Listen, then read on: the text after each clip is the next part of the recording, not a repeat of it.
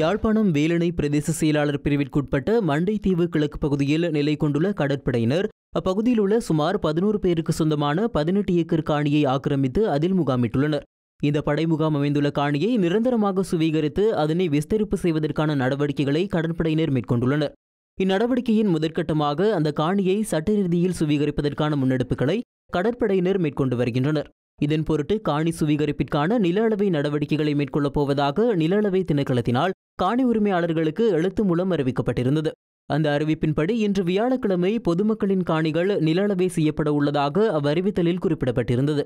எனினும் காணி சுவீகரிப்புக்கான நில அளவை நடவடிக்கைக்கு எதிர்ப்பு தெரிவித்த காணி உரிமையாளர்கள் அப்பகுதி மக்கள் மற்றும் பொது அமைப்புகள் இணைந்து நில அளவையை தடுத்து நிறுத்துமாறு போராட்டத்தில் ஈடுபட்டனர். மண்டைத்தீவு கிழக்கு அம்மன் கோவில் முன்பாக இன்று காலை 9 மணியளவில் இந்த போராட்டத்தை அவர்கள் முன்னெடுத்திருந்தனர்.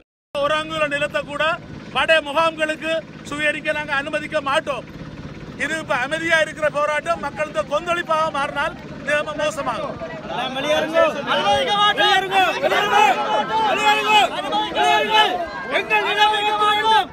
இந்த போராட்டத்தை அடுத்து பொதுமக்களுக்கு சொந்தமான 18 ஏக்கர் காணி சுவீகரிப்பதற்காக இன்று நடைபெறவிருந்த நில அளவை நடவடிக்கை தடுத்து நிறுத்தப்பட்டது.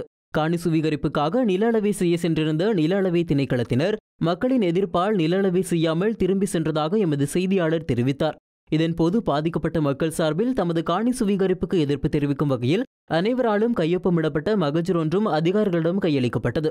மண்டைத்தீவில் மாத்திரமல்லாது வடக்கு கிழக்கில் உள்ள எந்த பகுதிகளிலும் பொதுமக்களின் காணிகளை சுவீகரிப்பதை தாம் ஒருபோதும் விட்டுக் கொடுக்கப் போவதில்லை எனவும் அவ்வாறு முன்னெடுக்கப்பட்டால் பாரிய எதிர்ப்பு நடவடிக்கையை முன்னெடுப்போம் எனவும் முன்னாள் வடமாகாண சபை உறுப்பினர் MK சிவாஜிலிங்கம் தெரிவித்தார். இது மண்டதீவில் மாத்திரமல்ல, வடக்கு கிழக்கிலே எந்த பகுதியிலாவது எந்த முப்படைகளுக்குமான அல்லது போலீசாருக்குமான கட்டாய சுவீகரிப்பு காணிகளை கையகப்படுத்துகின்றது. ஒரு அங்குல நிலத்தை கூட நாங்கள் விட்டுக் கொடுக்க மாட்டோம், பொதுமக்கள் விட்டுக் கொடுக்க அனுமதிக்க மாட்டார்கள்.